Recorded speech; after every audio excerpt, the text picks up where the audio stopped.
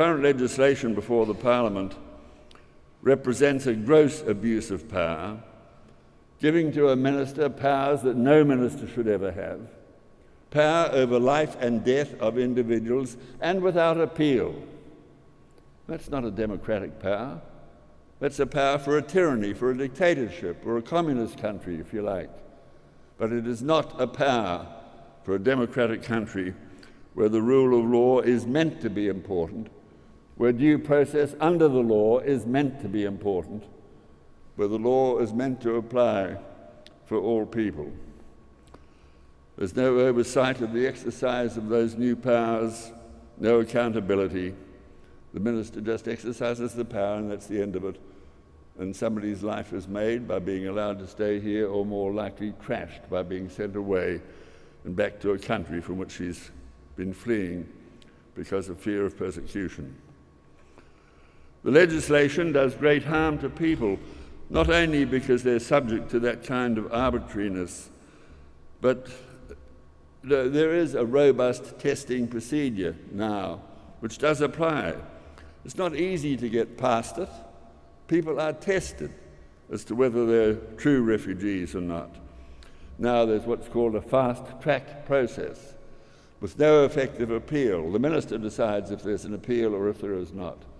The fast-track process is not a process at all. It's just an excuse to say no and to send people back.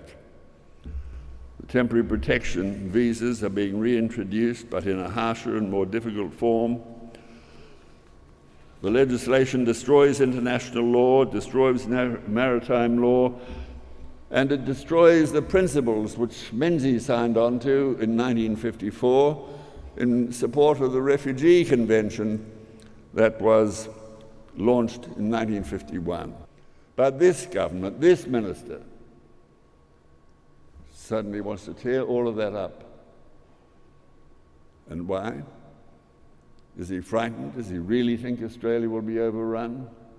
I thought we'd got to the bottom of the barrel about a couple of years ago. And then people keep on getting a bigger, better, deeper barrel. And this legislation represents an even bigger barrel. And the government wants to play around on the bottom of it to trash the law, to trash decency, and to trash Australia's reputation.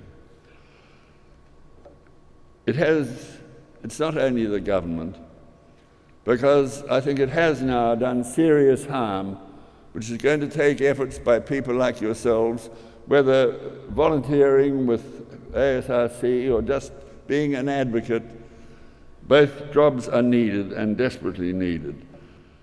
It's going to take a while to turn things around, because people have been taught to fear, to dislike, to believe that all boat people are illegal, corrupt, prostitutes or drug runners. And when you have ministers getting up and demeaning a class of people for several years, there are obviously people in the community who take note of it. Well, they're the government, they should know. They're not really going to lie about these things, are they?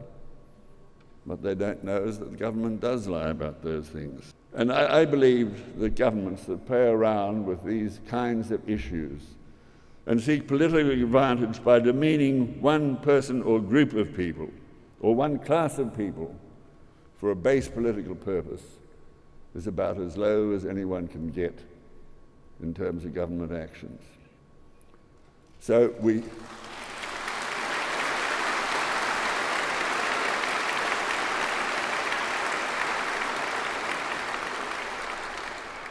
such a government does not deserve trust. Everything it said needs to be tested, because we know in relation to this issue that what they're saying is for the most part false.